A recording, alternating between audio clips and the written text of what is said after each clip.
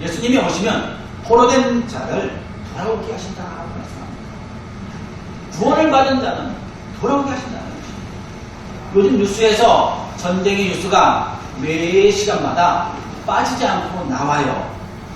전쟁으로 인하여서 그 가운데 있는 사람들이 얼마나 어려움과 아픔을 겪겠습니까? 전쟁에 승리한 백성과 패전한 나라의 백성의 모습은 달라집니다.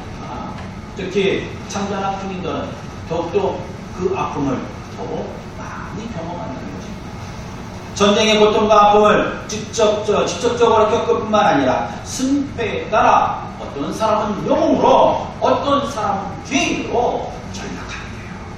우리 믿음의 성도들도 삶이 우리는 영적인 전쟁이라고 표현합니다. 영적인 전쟁은 우리는 날마다 치르고 있는 줄 믿습니다. 잔잔한 것 같지만 여러분들의 심령 속에는 끊임없이 일어나는 영적인 전쟁과 싸울 줄로 믿습니다. 그래서 우리는 하나님의 십자가의 군병들이라, 농사들이라고 합니다. 우리는 과거에 하나님을 알지 못한 상태에 있었어요. 그러나 하나님이 완전히 끊어진 상태였다는 것입니다. 그런데 여호와께서 오심으로 말미암아 나타난 현상이 무엇입니까? 우리가 하나님께서 먼저 은혜를 베풀어 주셨다는 것입니다.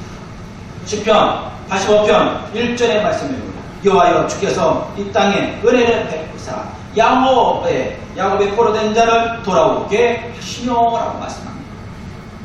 여호와 하나님께서 이 땅에 제일 먼저 나타난 현상이 무엇입니까? 전쟁의 공포와 두려움에 갇혀있는 사람들에게 평화와 은혜를 베풀어 주셨더라. 이게 선물이에요, 여러분. 전쟁의 공포에 있는 사람들은 두려움에서 벗어나는 것입니다. 그게 은혜입니다. 여호와께서 오실 때 과거에 묶여 있었던 곳에 자유를 얻게 얻어서 돌아오는 것입니다. 바로 차원에서 헤어진 것이 아닙니다. 강제적으로 이끌려 죄에서 벗어난 사람들에게 바로 이 은혜를 베풀어 포로된 곳에서 돌아오게 해주셨어요. 사랑하는 성도 여러분, 갇혀있는 사람들에게 갇힘에서 자유를 얻는 것만큼 얼마나 그것이 얻는 것이 없습니까? 우리가 때로는 육체적인 질병으로, 또 우리가 영적인 갇힘으로, 또한 경제적인 어려움에 갇혀있을 때 이곳에서 벗어나게 해달라고 얼마나 하나님께 애원하고 또한 호소합니다. 물리적으로 갇혀있는 것이 있습니다. 마음으로 갇혀있는 사람이 있습니다. 하나님의 관계에서 끊어짐으로 인하여 스스로 갇힌 사람이 있습니다. 이 사람들은 벗어나기를 원해요. 창세기 3장과 4장에 보면은 아담과 하와가 에덴 동산에서 자유를 누리는 축복을 받았어요. 그런데 그가 바로 그 축복을 누리면서 살아갑니다. 그런데 뱀이 누구에게 옵니까? 하와에게 찾아와서 그를 유혹해요. 그러면서 선악을 알게 하는 나무의 신발을 보고 하나님과의 관계를 끊어지게 만듭니다. 그랬을 때 그들이 처음으로 변하는 게 뭘까요? 눈이 밝아졌다. 그런데 눈이 밝아졌으면 좋아야 돼요. 근데 눈이 밝아짐으로 인하여 두려워졌더라. 수치가 왔어요. 하나님을 만났을 때는, 하나님과 교제했을 때는 두려움과 수치감이 없었어요.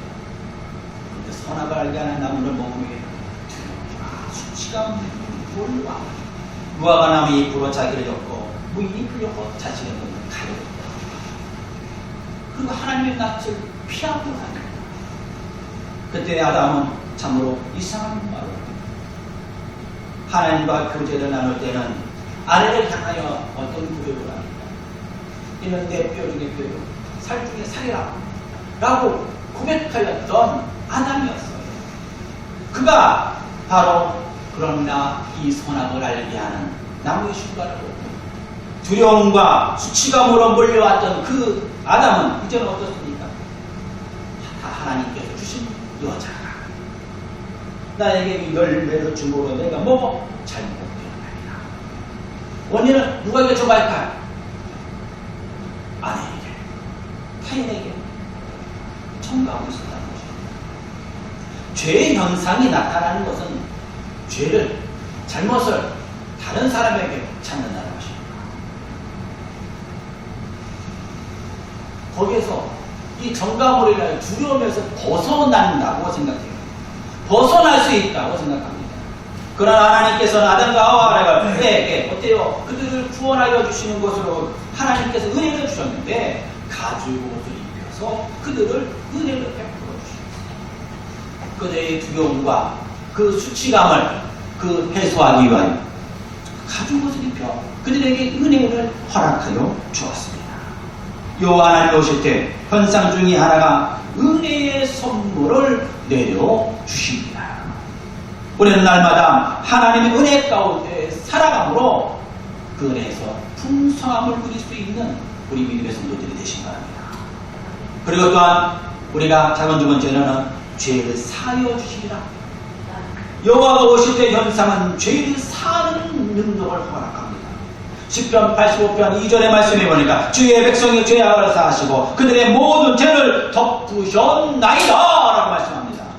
6기 7장 21절의 말씀에 보니까 어찌하여 주님께서 내 허물을 용서하지 않으시고 내 죄악을 용서해 주시지 않으십니까? 라고 성경에 말씀합니다.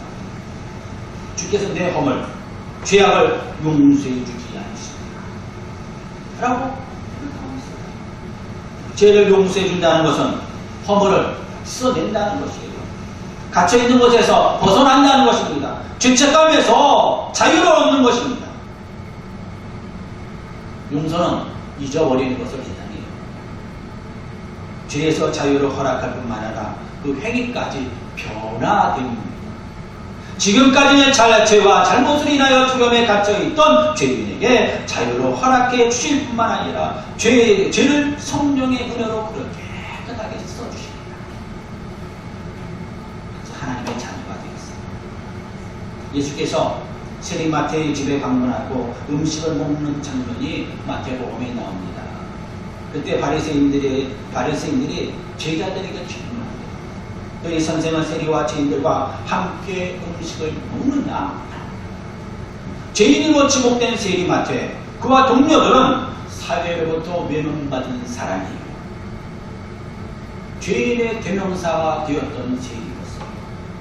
근데 그 집에 방문하여 음식을 먹고 나옵니다. 그러니 바리새인들이 그를 조롱합니다. 그런데 마태복음 9장 13절에 너희는 가서 내가 분뇨를 원하고 제사를 원하지 아니하노니 하신 뜻이 무엇인지 배우라. 나는 의인을 부르러 온 것이 아니요 죄인을 부르러 왔노라 라고 누가 예수님께서 말씀해 주십니다. 예수께서 오실 때는 죄인을 부르러 오셨어요. 죄인을 사해 주셨다는 것입니다. 용서라고 하는 것은 어때요? 죄, 그 사건, 그 하나하나를 용서해 주시는 것입니다. 근데 죄를 사해 주셨다고 하는 것은 동사로 여기서 표현되고 있어요. 반복되는 것입니다. 여러 가지를 뜻하고 있다는 것입니다. 죄의 요소가 얼마나 많습니까? 이것을 용서했더니 이것을 회개했더니 이것이 생깁니다. 이것을 회개했더니 이것이 생깁니다. 가만히 보니까 거짓말을 하면 어때요? 거짓말이 또 다른 거짓말, 또 다른 거짓말, 또 다른 거짓말을 해요. 뻔히 보이는 거짓말을 할 때가 많아요. 그러니까 하나를 용서한다고 모든 것이 해결되는 것이 아니에요.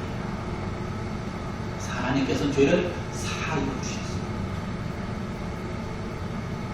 그래서 하나님과 단절된 우리를 죄에서 사하여 주셨어요. 씻어내 주신다는 거예요.